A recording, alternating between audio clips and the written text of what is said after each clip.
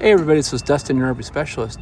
So I'm looking at a leaf spring and the hanger ripped off of the frame, and you can see the crack in the frame and how rusted it is. And let's see if I can zoom in a little bit more so you can see how that whole thing cracked all along that area and all the rust that was in there. And then I'm going to back the video up and crawl underneath here. You can also see all the rust up top of the frame and the rust on the center of it. So the guys were actually, the units in here for a wheel bearing pack, and the guys went to go put the jack stands underneath, and all we do is we teeter the trailer to do that.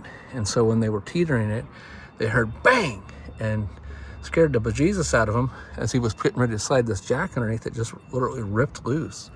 So again, you can see the rust and the rust and the rust in it. So make sure that you're checking your suspension, make sure you're checking your leaf springs, make sure you're looking for cracks, in the frame.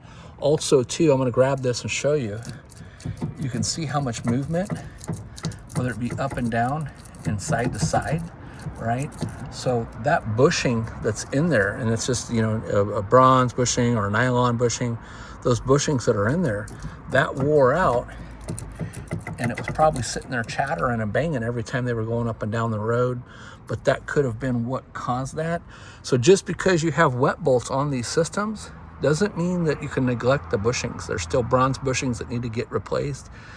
There's no real time frame on, hey, Dustin, when am I supposed to change them? Because every road, every travel, every distance, everywhere you go is, different. So every unit's heavier, less heavier. So basically you want to check those and have them replaced. I would say the rule of thumb would probably be like every 3 to 5 years, change out all your bushings, regardless if you have a suspension, wet bolt suspension kit.